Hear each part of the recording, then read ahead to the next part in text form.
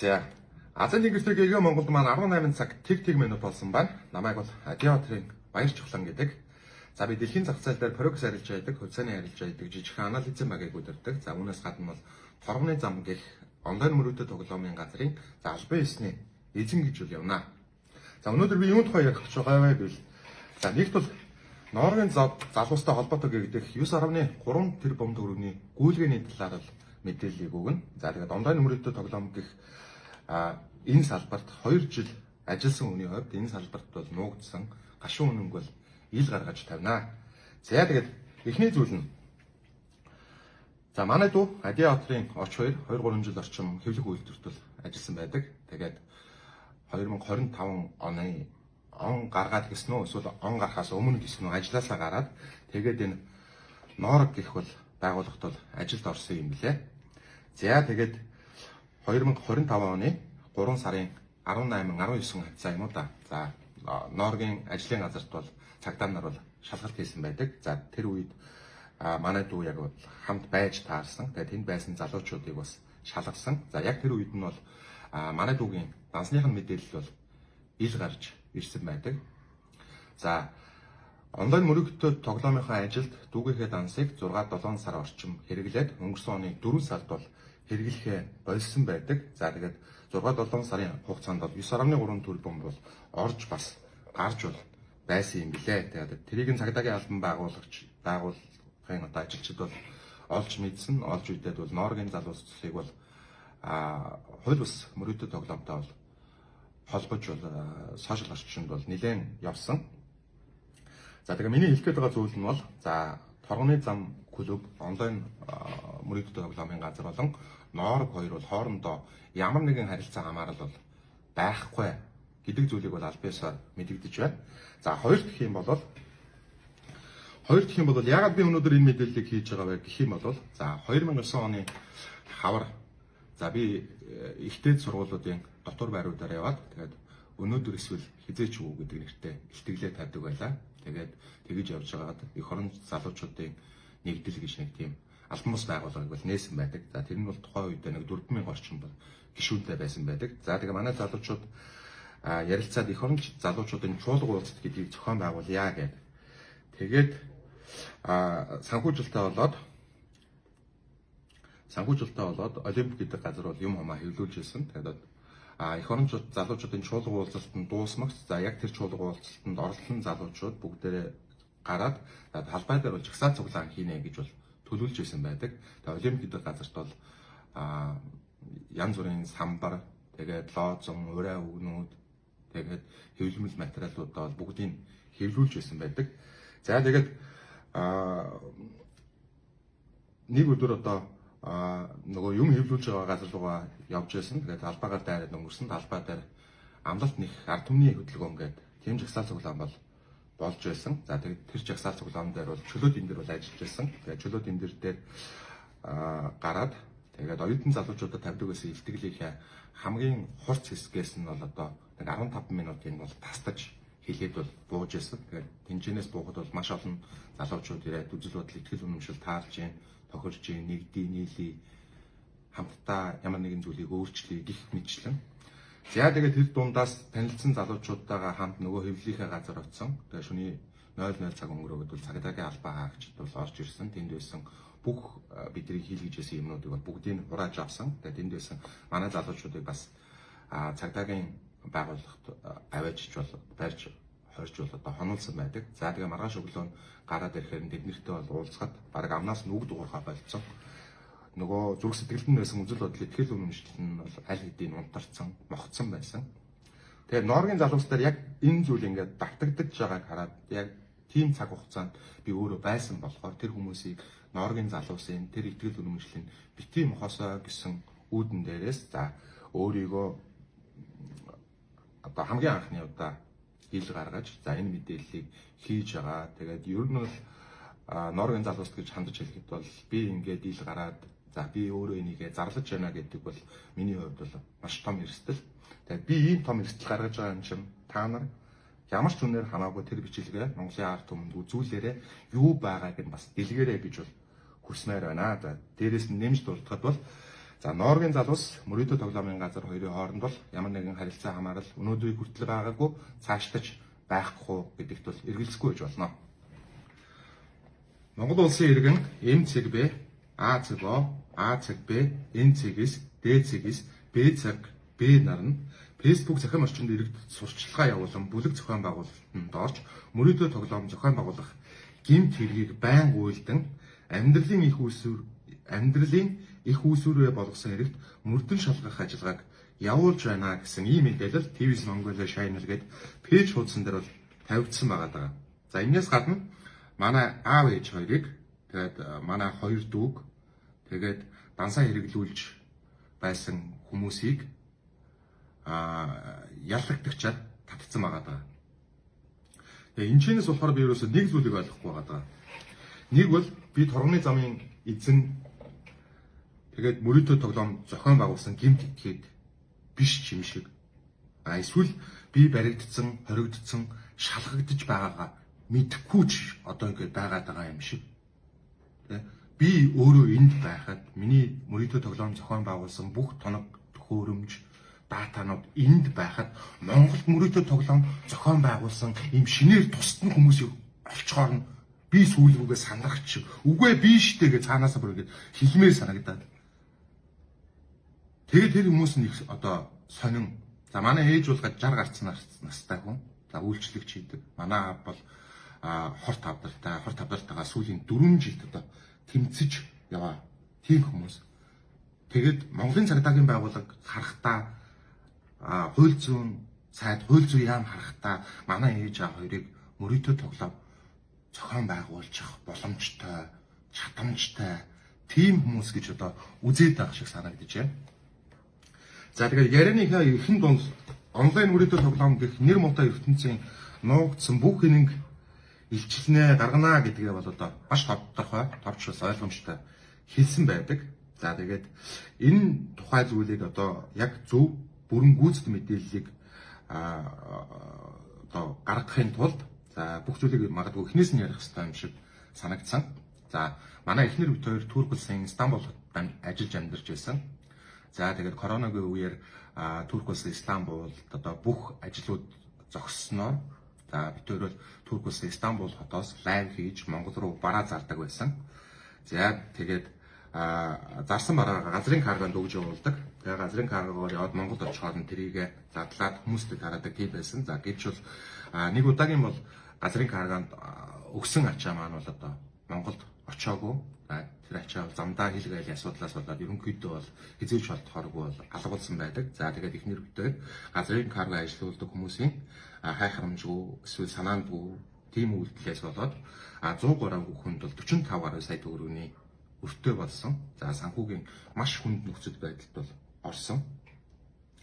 За тэгээд яг энэ хүнд нөхцөл байдлаас гарахын тулд бол манай эхнэр битээр хос тамаг гэх одоо цахим мөрөөдөө тоглоомын газарт бол нэг нь тогоочоор нэг нь админ гэдэг ийм албан тушаалаар ажилд орсон байдаг. За шалтгаан нэг юм бол цалин боломжийн аль болох богинохон хугацаанд бүх өр ширээ төлж марагдуулахаар тийм төр зураг бол харагдаж байсан байдаг юм аа. Ерөнхийдөө хос тамаг гэдэг цахим мөрөөдөө тоглоомын газарт бол нэг 8 сар орчим ажилласан байдаг. За 8 сар ажиллаж явах хугацаанд за хос тамаг клуб юм бол нэг дансыг сонгон хайрхан дүүргийн нэр бүхий цагдаа дансанд нь барилт хийсэн байдаг. Тэгээд тэр цагдаагаар холбогдсон байдаг. Тэр цагдаа холбогдохдоо баг хамгийн ихний хэлсэн зүйл нь нэг дансыг чинь барьчихсан чинь дансаа солиод өөр данс тавьчихж байгаа юм уу?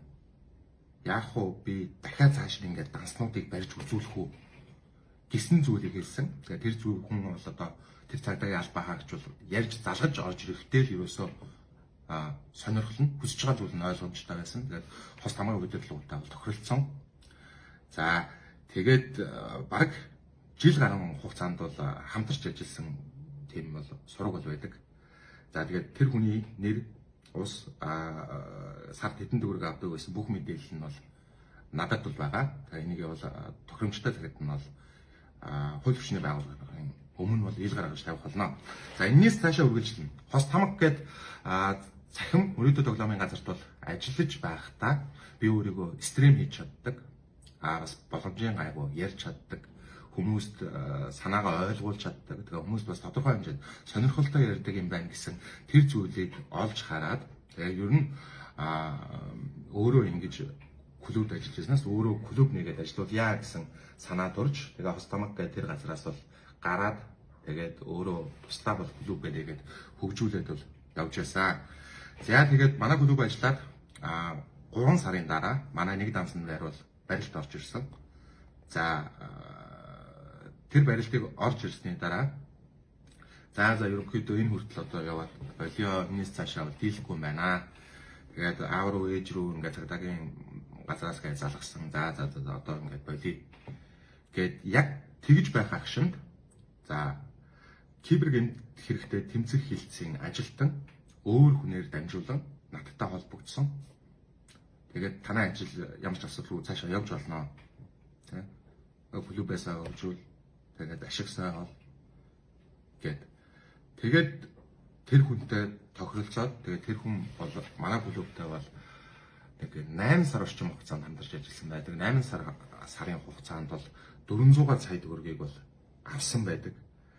За тэгээд 2023 оны 10 сар 11 сарын үед ч санагдаж байна. За Монгол улсын хэмжээнд цахим мөрөдтэй тоглоом энэ тийшээ юм арга хэмжээ явагдсан. Яг тэр арга хэмжээний үеэр бол маш олон клубүүд зогсож, маш олон клубүүд, маш олон данс барилтанд орж байсан болол за манай клубын нэг данс барилтанд ороод за өөр бусдаар бол өмчийн шигний охирлгүйгээр бол тэр айныг бол давж гарч ирсэн. Тэгээ манай ард талд бол тэр гимт хэрэгтэй тэмцгэлцэн тэр хүн байсан учраас давсан гэж ойлгодог. Тэр хүн байсан учраас давсан шүү гэж бас биднэрт бас ойлгуулдаг байсан. За тэгээд энэний дараагаас 2024 оны 2 сар 3 сарын үед манай одоо кибергэмт хэрэгтэй тэмцэх хэлцэд ажилладаг хүн маань яагаад ч юм шунлан жоох ихсэн. Тэгээд өөрийнхөө авдаг орлогыг бол нэмэгдүүлж болох юм байна гэсэн мэрэгэн санаа бол төрсөн шиг байгаа. Тэгээд зохиомлоор дахиж одоо данснуудыг бариад биднэрт зохиомл хүнд байдлыг үүсгээд за тэрнийхээ дараа нь өгдөг мөнгөө нэмэхгүй бол шийдэх асуудал жоох хүнд болоод байна. Хүнд болоод байна. Энийг шийдэхийн тулд өгдөг мөнгөө нэмэх хэрэгтэй. За тэгээд ингээд нэмэх юм бол асуудал гайгүй явна. Гэж бол одоо тэр хүн битүүрийн голд байдаг одоо дундын хүнээр дамжуулан бол хэлсэн байдаг. Тэгээд яг энэ тавьсан шаардлага нь бол маш хүнд, маш их хэмжээний мөнгө өсөж исэн. Баг манай клубын ажилчид тэгээд би өөрөө оролцуулаад одоо тэр хүнийг айтайхан амьдруулахын тулд ажиллах гэдэг юм шиг тийм болох гэдсэн учраас тэр хүний саналаас татгалзсан. Тэгээд кибергэмт хэрэгтэй тэмцэх хэлцэд ажилдаг өөр хүнийг бол одоо олж цаашаа үргэлжлүүлэх үйл ажиллагаагаа бол явуулсан байдаг. За тэр хүнтэйгээ бол одоогоор 10 сар орчим хамт ажиллаж байна. Эхлээд бол сард 50 саяыг бол өгдөг байсан. Сүүл рүүгээ тэрийг өсгсөн 75 болгосон. Тэгээд 75 саяыг төлөөд за сар болгоны 20 төлдөг байсан. Тэгээд сая төлөх ёстой хугацаа нь 3 сарын 24-ээс боловч за Норвегийн залуучуудтай холбоотойгоор бүх зүйл бол эсрэг тийшээгээ ирсэн учраас бол төлөвлөлт хийгдээгүй тэр хүнд мөнгө төлөөгүй бараг эхний сар нь одоо ингээд болж ах шиг байна.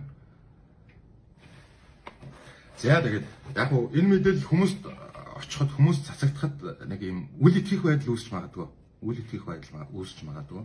Тэгээд яг хөө торгоны зам гэдэг клубын ард торгоны замын эзнээс нь илүү ажилдаг хүмүүсээс нь илүү ашиг олдог нэг юм нууц ноёнтон байдгаа гэдгийг бол нотлох үүднээс нэг юм сонсох одоо бичлэг байна надад. Өнөөдөр Монгол улсын иргэд гадаад улсад Эстонда, Тайланд, Турк, Филиппин, Вьетнам зэрэг улсад очоод өөрийнхөө тоглоомны сайт байгуулан Монгол улсын иргэдийг хохирох асуудал байгаа. Энэ ичээдүүдийг Монгол улсад шувуу ажиллагааны хүрээнд оролцсон газраас нь шилжүүлэн авчирч Монгол улсын эрүүгийн хуулийн тусгай ангийн 23 зохион байгуулалттай бүлэг байгуулах. Гэтэл заасмаар эрүүгийн эрх үүсгэж ядагчаад татгаар холбогдох мөрдөн шалгах ажиллагааг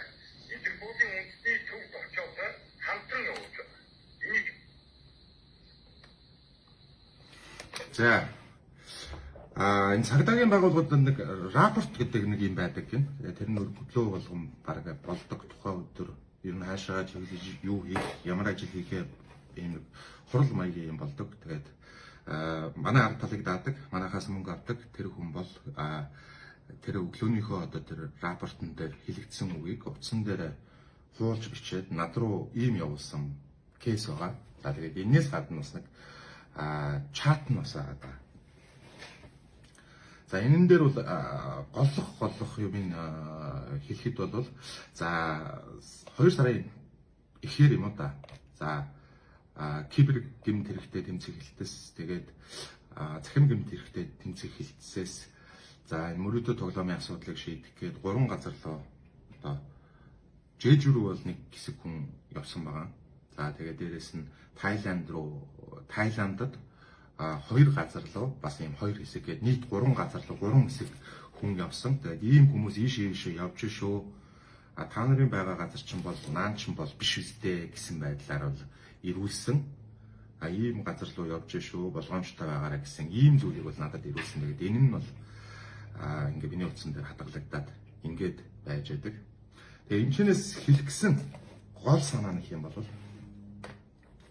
тогны зам гэдэг энэ салбарт ганцаараа биш. Яг манайхтай ажиллахан манайхаас арай доогуур төвшний, манайхаар дээгүүр төвшний 100 мөрөөдө тоглоомын, захин мөрөөдө тоглоомын газрууд Монголд байгаа. Тийм. Тэгээ тэр газрууд яагаад үйл ажиллагаа нь яваад байгаа? Яагаад өнөөдөр хүртэл байгаад байгаа? Энэний ганцхан шалтгаан нь бол нөгөө мөрөөдө тоглоом тэгээд энэ захин орчинд үлдэж байгаа гэмт хэргийг зогсоох ёстой. Тэдгээр хүмүүс нь тэр хүмүүстэйгээ ашиг сонирхлын зөрчил бий болгоод ашиг сонирхол бий болгоод тэр хүмүүстэйгээ хамтарч ажилдагт энэ ийм урт цаг хугацааг ингээд хамнаад энэ олон клубүүд өнөөдрийг хүртэл яваад байгаамаа. Тэгээд Монголын мөрөөдө тоглоомын ертөнцийн хамгийн том эзэн нь тэгээд юу ч хийхгүйгээр хамгийн их ашиг хийдэг эзэн нь кибер гэмт хэрэгтэй тэмцэх хэлтс болон цахим гэмт хэрэгтэй тэмцэх хэлтс. Тэгээд тэр дотор байгаа тэр нэг ажилчдаа тий яг өнөөдөр баярчлан би Турганы зам гэдэг клубын жинхэнэ эзнээ гэд өөрийгөө ингээд илчлээд нэгээд өөрөө хэрэгээ хүлээгээд өөрөө бүх юмаа тайлбарлаад сууж байгаа боловч миний ардтал нэрээ нуусан, нүрээ нуусан кибертэй тэмцэх газрын ажилчид надаас илүү орлого олж байгаа. Яг энэ зүйлийг л дэлгэж тавихыг хүссэн. За тэгээд 2024 оны 19-ны өдөр бол манайх үйл ажиллагаа зогсоосон. За тэгэхэд бол аль хэдийн Норгийн залуус баригдсан. Тэр дотор манай төрсөн дуу ус баригдсан. За тийм байсан.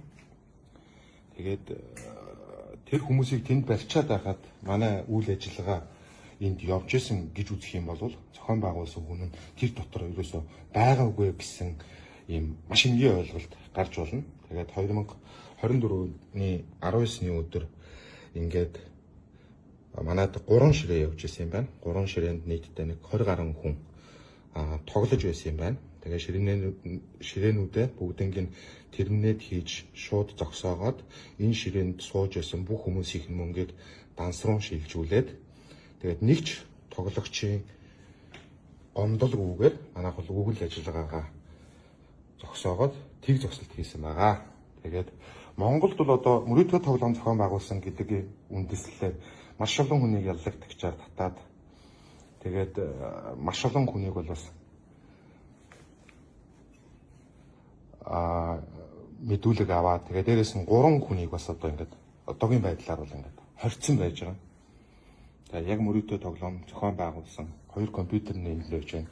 Ажилдаа хэрэгжилж ирсэн. Утаснууд нь бүгдээрээ энд байж байна.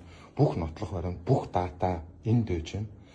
Тэгээд тэр Монголд байгаа хүмүүсийн бүх гэр орноор нь нэгжээд мөрөөдө тоглоом зохион байгуулсан гэх ядахтаа цорын ганцхан ч үлдээгүй, олдоогүй байх ёстой. Ягаад гэх юм бол тэр хүмүүс мөрөөдө тоглоом зохион байгуулсан жинхэнэ хүмүүс нь бишээ, жинхэнэ хүмүүс нь энд байна.